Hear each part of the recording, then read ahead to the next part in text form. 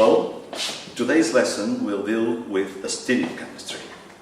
Chemistry in space, in 3 dimensions. Nature, our natural world, is perceived by us in 3 dimensions. And so are molecules. They are 3-dimensional structures. A beautiful arrangement of atoms, a network of atoms in 3 dimensions, which are somewhat difficult to describe at the atomic level. So, as scientists, we know that we need some ways of summarizing and facilitating and simplifying this huge and complicated microscopic world. We as chemists know that we deal in biology mainly with atoms like carbon, nitrogen, oxygen and hydrogen.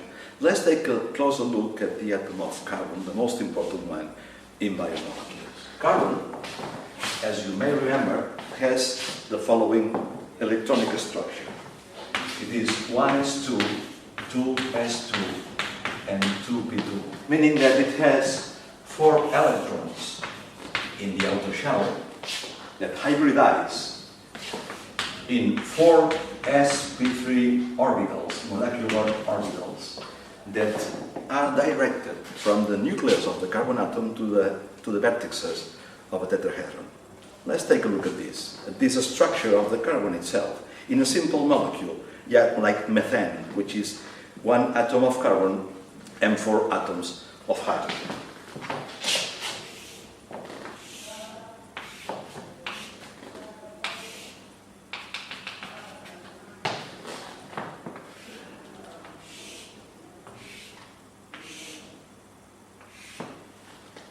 This is, very simplified, the structure of methane with 4 hydrogens at these vertices.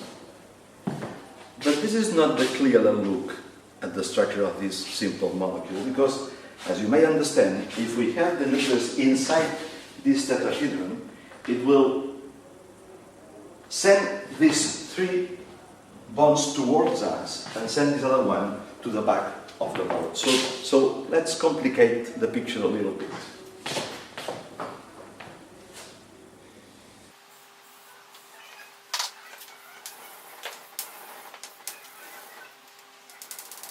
Well, now this is probably a more clear drawing.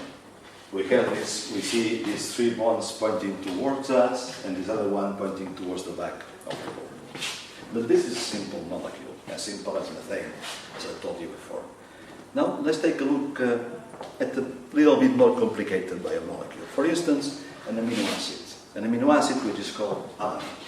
The structure of this amino acid, written following organic chemistry conventions, looks like this.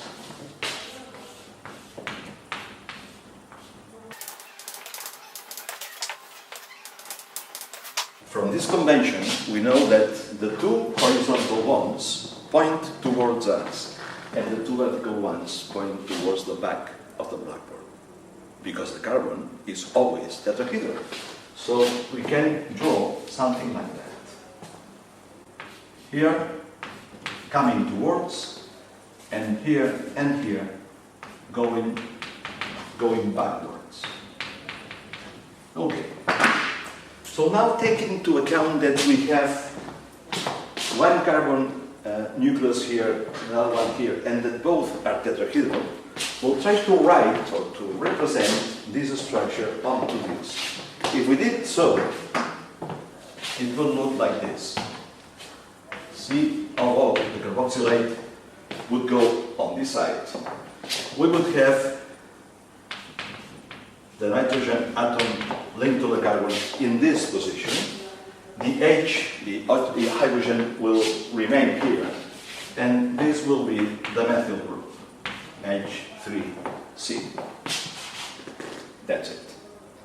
Well, now let's draw another type, or another amino acid, the same one, but in a different position. The same alanine molecule, drawn following this rule represented here on the left-hand side. Let's take a minute.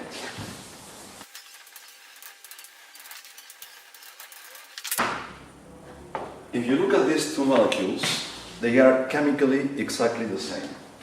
Their formulas are H7C2 and O2. Both of them. Exactly the same formula. But are they the same molecule? To answer this, please look at your hands. Yes, look at your hands, like me, and tell me, are they equal? Well, depends on how you look at them. They are equal or not. The two hands do different things for us.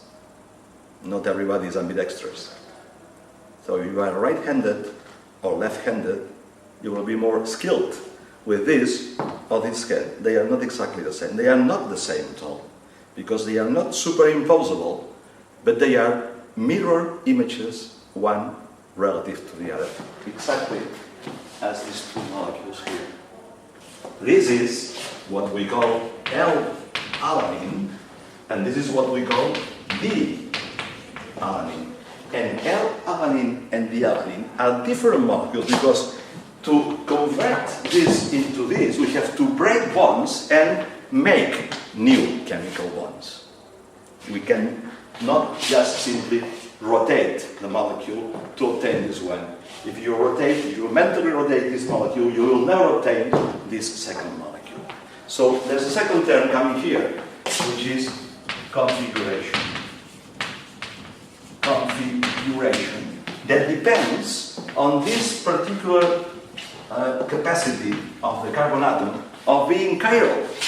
Chiral is a name that comes from the Greek and means hand. The carbon is handy. And nature is also handy, because nature is not ambidextrous. Nature is one-handed, because nature has chosen only this type of molecules and not this type of molecules to be inside the big proteins that are formed by amino acids. So nature is simply one-handed, and this is good.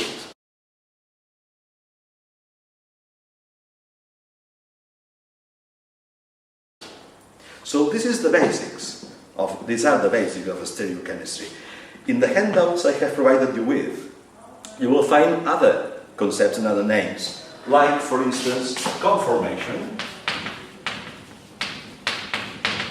like, in general, a stereoisomery, and like the stereoomers. Please take a look at the handouts, take a look at the slides, and we shall discuss this on the next session. Thank you.